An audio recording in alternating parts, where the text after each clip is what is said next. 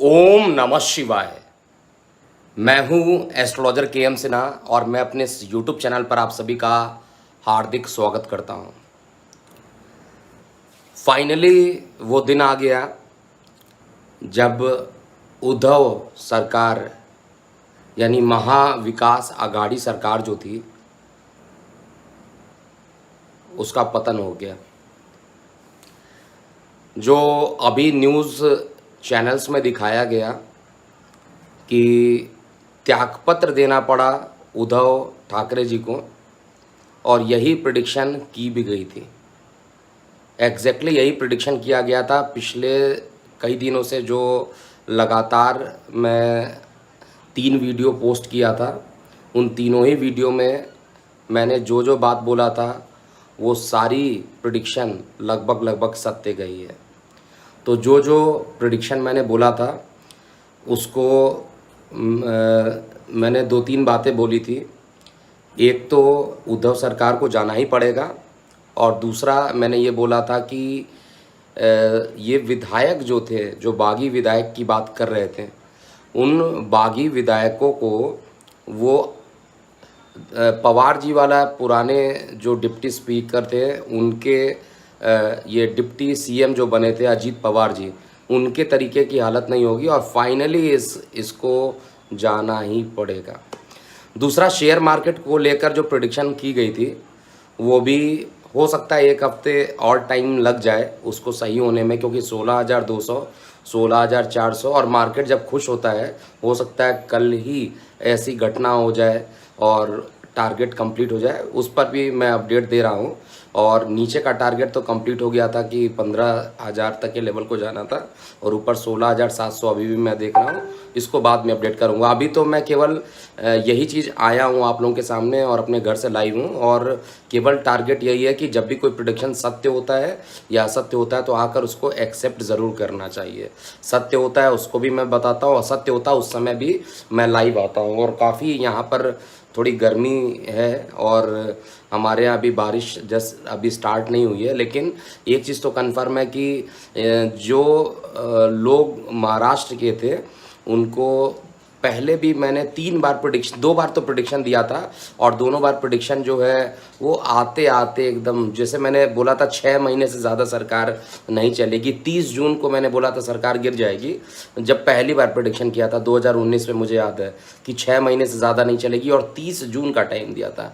तो 30 जून को ऐसी कंडीशन बनी थी कि उनको विधान परिषद में जुड़ना पड़ेगा और उसके बाद वो शायद उनकी कुर्सी चली जाती। अगर उस समय कुर्सी चल जाती तो शायद ये सरकार आगे चल भी जाती। लेकिन यहाँ पर अभी क्या हुआ है कि ये सरकार आगे नहीं जा पाई क्योंकि वो उस समय उनका त्यागपत्र नहीं हुआ था। अगर वो भविष्यवाणी सत्य होती तो शायद उनके पास मौका था, क्योंकि सरकार नहीं गिर रही थी, बस इस्तीफ़ा वो दे रहे थे और नए टाइम पर अगर वो जुड़ते अपना जो ओथ सेरेमनी होता है उसको करते तो उस समय स्थिति कुछ अलग बन रही थी। लेकिन फ़िलहाल जो भी हुआ, 2 बार तैयारी की गई, 2 बार प्रेडिक्शन दिया गया और 2 बार सरकार गिरने के पूरे कंडीशन बने भी थे। मैं ये नहीं कहता हूँ, देखिए मैं बार बार आप सभी दर्शकों को यही बोलता हूँ कि एक योग बनता है, योग बनता है। योग में जैसे एक्सीडेंट का योग, मैं किसी का बोल रहा हूँ कि एक्सीडेंट हो सकता है, तो वो कंडीशंस बनती है कि एस्ट्रोलॉजी में कि हो सकती है। लेकिन अगर वो एग्जैक्टली जैसे डंके के चोट पे अगर मैं बोल देता हूँ कि ये सारी चीज़ें होंगी तो उसमें तो मैं पूरे तरीके से कॉन्फिडेंट रहता हूँ और मैं उस समय भी कॉन्फिडेंट था। और एग्जैक्टली देखिए 6 महीने का एग्जैक्ट डेट जो था 30 जून को ही वो सरकार गिरने वाली थी, जिस समय कोविड चल रहा था और ऐसा लग भी रहा था कि उनको विधान परिषद की सदस्यता लेने के लिए उनको रिज़ाइन करना पड़ेगा। लेकिन ऐसा हुआ नहीं उस समय। उसका दोबारा प्रेडिक्शन किया गया, उस डेट में भी बहुत सारी हलचलें हुई लेकिन वो भी प्रेडिक्शन सत्य नहीं हुई। लेकिन अब जो युति बनी थी, मैंने बोला था 12 जुलाई तक का जो टाइम था वो थोड़ा सा क्रिटिकल है और 12 जुलाई के बाद फाइनली 12 जुलाई से पहले ही रिज़ाइन कर दिया गया। और मैं यही चाहता हूं कि ये जो गवर्नमेंट फॉर्मेशन है वो निश्चित रूप से 12 जुलाई के आसपास ही बनेगी। 12 जुलाई मैं बार बार बोल रहा हूँ, 12 जुलाई से पहले अगर शुभ मुहूर्त में शपथ लिया जाता है, उद्धव ठाकरे जी चले गए, अब तो फडणवीस जी आएंगे और फडणवीस जी आएंगे और इसके बाद क्या किस मुहूर्त में शपथ लेंगे, कैसा आगे की कंडीशन बनेगी, ये सब मैं आने वाले टाइम में आप सभी को अपडेट करूँगा। इस समय केवल छोटी सी ये जो बात थी इसको रखने के लिए लाइव आया हूँ, और आप अपनी प्रतिक्रियाएं कमेंट बॉक्स में लिखिएगा। और बाकी जो कई लोग पूछ रहे हैं दोबारा चुनाव होंगे, तो मैं तो बोल रहा हूँ कि ये सरकार जो जिस नीतियों पे चल रही थी, 3 अलग-अलग नीतियों पे चल रही थी, 3 पहिए वाली सरकार, उस समय भी बोला था, 3 पहिए वाली सरकार ज़्यादा दिन तक नहीं चलनी थी, ये तो मैंने पहले भी बताया था, और वो होना ही था। वैचारिक मतभेद हुआ, बागी गुट अलग हो गए, और अब उद्धव ठाकरे जी जा चुके हैं, और अब जल्द ही देवेंद्र फडणवीस जी पूरा सरकार बनाएंगे और मुख्यमंत्री पद की शपथ भी लेंगे। ये ऑलरेडी बताया जा चुका था, और अब आगे क्या होता है उस पर आगे अपडेट मैं दूंगा। जिन्होंने अभी तक इस चैनल को सब्सक्राइब नहीं किया, सब्सक्राइब कर लें, और प्रतिक्रियाएं कमेंट बॉक्स में ज़रूर लिखिएगा। अभी के लिए इतना ही। मैं हूं एस्ट्रोलॉजर के एम सिन्हा। ओम नमः शिवाय।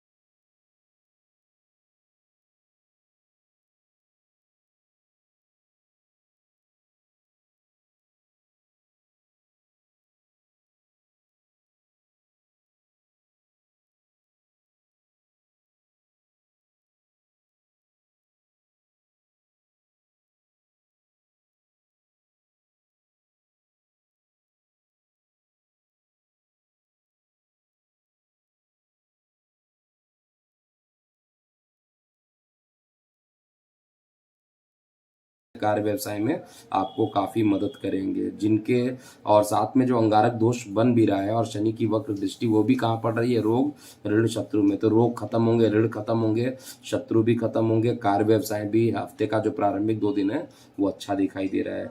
हफ्ते का जो मध्य रहने वाला है उसमें प्रेम प्रसंग अकस्मात बढ़ जाना, और भूमि वाहन मकान से संबंधित कोई नया काम करना चाहते हैं तो उसका श्री गणेश आप कर सकते हैं। ओवरऑल कहा जाए कर्क लगन के बाद ये वृश्चिक लगन दूसरा लगन ऐसा बन के आ रहा है जिसमें आपको अच्छे परिणाम ज़्यादा देखने को मिलेंगे कंपैरेटिवली बाकी लगन के रिस्पेक्ट में मैं बात कर रहा हूँ।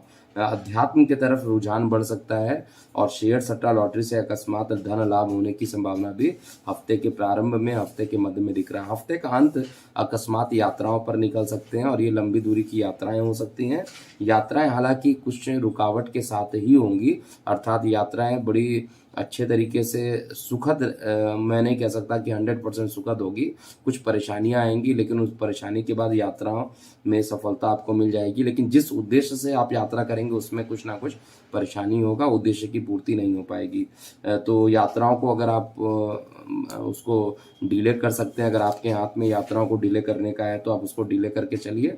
हफ्ते के अंत के 2 दिन, बाकी दिन तो काफ़ी अच्छे दिखाई दे रहे हैं। प्रेम प्रसंग आपका इस हफ्ते भी बढ़ेगा, जीवन साथी का सहयोग मिलेगा। अब हम बात करते हैं वृश्चिक लगन के बाद धनु लगन के लिए। देखिए, धनु लगन वाले जातकों के लिए सर्वाधिक जो इस समय चंद्रमा का जो गोचर होगा आपके भाग्य भाव से द्वादश भाव में होगा।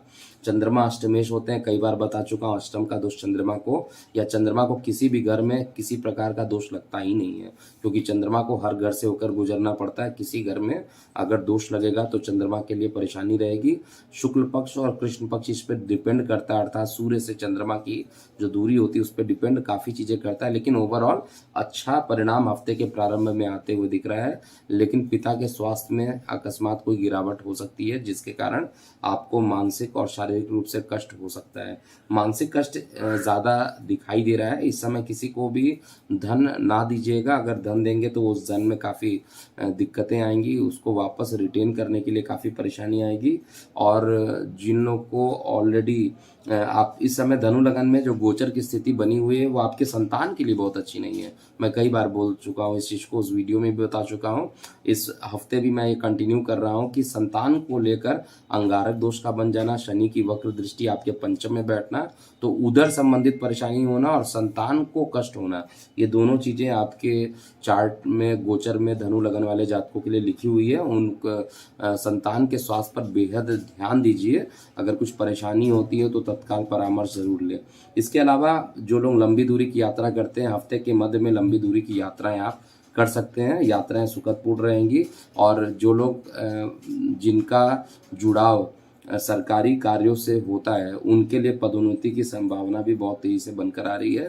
पार्टनरशिप में कोई काम करना चाहते हैं, एग्रीमेंट करना चाह सकते हैं, उनके लिए भी धनु लगन वाले जातकों के लिए अच्छा काम यहाँ पे बन रहा है। हफ्ते के मध्य में शेयर सट्टा लॉटरी से भी लाभान्वित होंगे। हफ्ते का अंत थोड़ा सा कंफ्यूजन वाला रहेगा, कुछ परेशानियां रहेंगी और मानसिक रूप से ज़्यादा आपको परेशान कर सकता है। लंबी दूरी की यात्राएं इस दौरान ना करें। अगर यात्रा करना है तो हफ्ते का प्रारंभ, हफ्ते का मध्य उसके लिए अच्छा रहेगा। विद्यार्थी वर्गों को भी किसी प्रकार की शिक्षा में अवरोध उत्पन्न होता हुआ मैं देख रहा हूँ। धनु लगन के बाद हम मकर लगन की बात करते हैं। देखिए, मकर लगन में चंद्रमा का जो गोचर होने वाला है वो आपके अष्टम भाव से लेकर आपके एकादश भाव में चंद्रमा का गोचर होने वाला है। चंद्रमा सप्तमेश भले ही है, लेकिन मैं फिर वही डिस्क्लेमर बता देता हूँ कि सर ऐसा गोचर में सप्तमेश या मारक दशा प्रभावी नहीं होती है।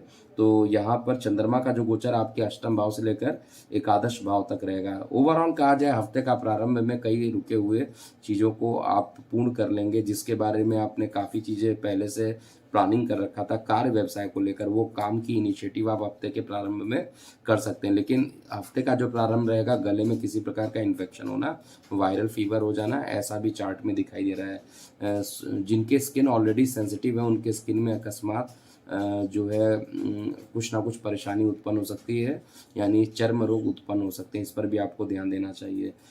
इस समय सबसे बड़ी परेशानी है कि मकान वगैरह अगर बनाना चाहते हैं तो उसमें अभी आपको रोक देना चाहिए कार्य, क्योंकि आपके चतुर्थ भाव में मंगल राहु का अंगारक दोष, ऊपर से शनि की वक्र दृष्टि पड़ रही है। माता को कष्ट, मानसिक रूप से आपको परेशानी और वाहन के दुर्घटना होने की संभावना भी मकर लगन में दिखाई दे रही है। हफ्ते का जो मध्य रहेगा, हफ्ते का जो अंत रहेगा, कंपैरेटिवली आपके लिए अच्छा रहेगा।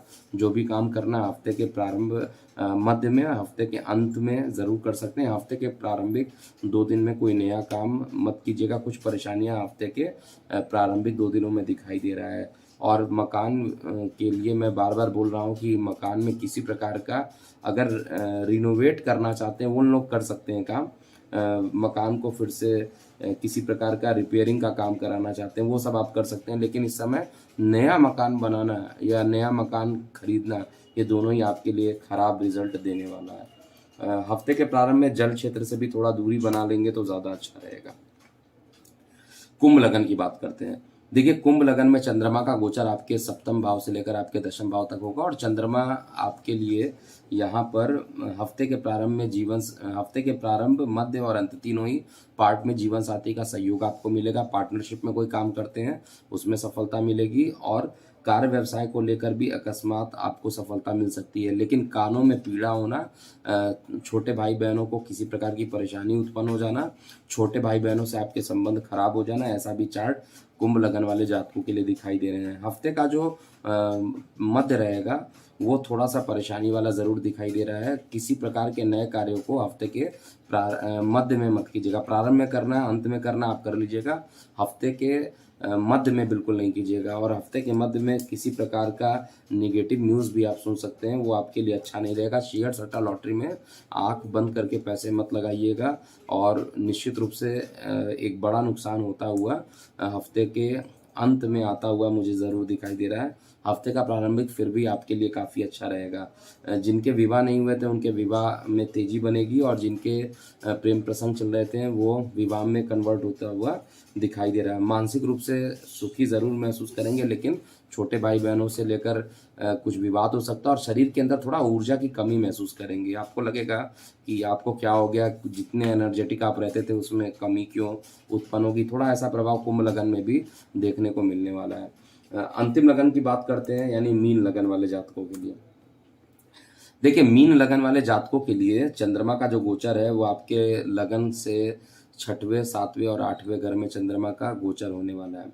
चंद्रमा का गोचर हफ्ते के प्रारंभिक 2 दिनों में कहा जाए तो उधर संबंधित परेशानियां उत्पन्न हो जाना, किसी से अकस्मात वाद विवाद उत्पन्न हो जाना, हाइपर एसिडिटी का शिकार हो जाना, ऐसा हफ्ते के मध्य में, हफ्ते के प्रारंभ में दिखाई दे रहा है। हफ्ते का मध्य आपको सर्वाधिक अच्छा परिणाम देगा, प्रेम प्रसंग बढ़ा देगा। और जो लोग सरकारी जॉब करते हैं, गवर्नमेंट से डायरेक्टली इनडायरेक्टली रिलेट करते हैं, उनके लिए जॉब में उन्नति के योग बन रहे हैं। जिनके प्रमोशन अभी भी रुके हुए थे उनके प्रमोशन के योग अभी भी गोचर में बन रहे हैं। भले वो प्रमोशन थोड़ा कमज़ोर मिले, लेकिन ये अभी भी योग बन रहा है। साथ में पराक्रम में किसी प्रकार की कोई कमी नहीं रहेगी, ऊर्जा बनी रहेगी शरीर में। लेकिन परिवार में कुछ ना कुछ अलगाव सा ऐसा दिखाई दे रहा है, कुछ सेपरेशन सा अभी भी मीन लगन वाले जातकों के लिए परिवार से संबंधित कुछ आपको अधूरा महसूस ज़रूर होगा। और ये जो धन से संबंधित कोई भी काम आपको करना हो, इस हफ्ते एकदम रुक जाइए। कहा जाए तो 10 या 12 जुलाई तक आप वेट कर लीजिए, क्योंकि 12 जुलाई के बाद स्थिति थोड़ी सी सामान्य हो सकती है आपके लिए। आर्थिक मामलों में हफ्ते के मध्य में आपको लाभ मिलेगा, लेकिन हफ्ते का प्रारंभ, हफ्ते का अंत दोनों ही आपके लिए नुकसान देने वाला है। भाग्य पूरे तरीके से साथ देगा नहीं, इसीलिए आप भाग्य के भरोसे कोई काम मत कीजिएगा। शेयर सट्टा लॉटरी से थोड़ी सी दूरी बना के चलिएगा।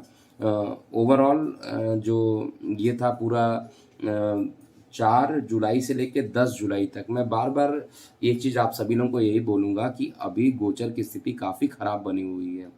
और ये खराब स्थिति के कारण आपको, जिन लोगों को मैंने बोला स्ट्रिक्टली, ये अंगारक दोष और शनि की वक्र और नीच दृष्टि, ये इतना खराब कॉम्बिनेशन बना हुआ है। जगह जगह आग लगना, विस्फोट होना, ऐसी चीज़ें भी इस हफ्ते ज़्यादा सक्रिय हो जाएंगी। और जैसे ही मंगल का राशि परिवर्तन हुआ है 27 जून को, उसके बाद से ये घटनाएं और तेजी से बढ़ रही हैं। तो आप अपनी प्रतिक्रियाएं कमेंट बॉक्स में ज़रूर लिखिएगा। अभी के लिए इतना ही। मैं हूं एस्ट्रोलॉजर के एम सिन्हा। ओम नमः शिवाय।